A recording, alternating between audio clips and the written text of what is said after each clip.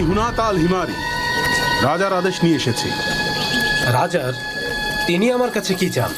উনি ডেকেছেন। কিন্তু কেন? আমাদের কোনো গোস্তাকি হয়েছে নাকি উনি মালের ভাগ চান? আমি কিভাবে বলবো, নিজেই গিয়ে জেনে নাও।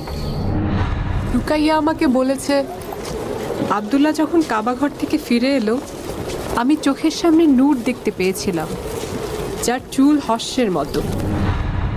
তুমি কি জানো আমি কেন ডেকেছি? জি না, জানি না। তোমাদের একজন লোক আমার গির্জাকে অসম্মান করেছে, যা আমি কোনোভাবেই বরদাস্ত করব না। ওকে আমার চাই। তোমরা হলে কি এটা মেনে নিতে? রাজা বললেন, সর্বশেষ কে আসবেন? সাতিহ বললেন, একজন মহান নবী, যিনি হবেন সকল নবীর শ্রেষ্ঠ। রাজা বললেন, কোন গোত্র থেকে আসবেন তিনি? উত্তর, এমন একজন যিনি গালিবের, ফাহারের, মালিকের, নাধিরের, কিনানের পুত্র। তোমাদের মধ্যেই কেউ আব্দুল মুত্তালিব। এরপর রাজা শেখের কাছে গেলেন। তিনিও তাকে একই কথা বললেন। শেখ তাকে বললেন, ইয়াজানের রাজত্ব শেষ হয়ে যাবে। আল্লাহর রাসূল মানুষের হক আদায় করবেন। তার দয়ায় পুরো মানবজাতির মুক্তি হবে। আল্লাহর রাসূলই বিচারের দিন পর্যন্ত রাজা হয়ে থাকবেন। রাজা জিজ্ঞেস করলেন, বিচারের দিন মানে?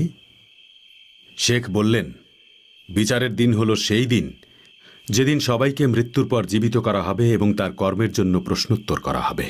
তখন একটা ময়দানে সবাই সমবেত হবে। রাজা জিজ্ঞেস করলেন, আপনি সত্যি বলছেন? শেখ তাকে বললেন, আমার বলা প্রত্যেকটা কথাই সত্য। এটাই আল্লাহ তাআলার ইচ্ছা, এবং এসব তার কথা যিনি এই আসমান এবং জমিন সৃষ্টি করেছেন।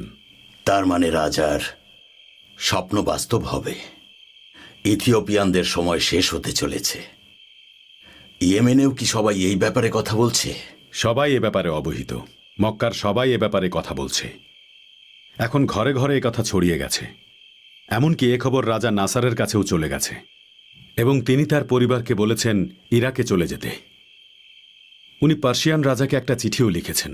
তারা আলহিরাতে চলে গেছেন এবং এখন ওখানেই রাজত্ব করছেন। তুমি আমার কাছে কি বলতে এসেছো সেটা বলো।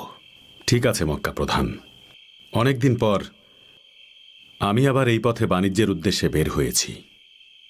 আমার খবরটা হয়তো তোমাকে খুশি করতে পারিনি, বলতেই চাচ্ছিলাম না, তবুও ভাবছিলাম একবার তোমাকে বলি।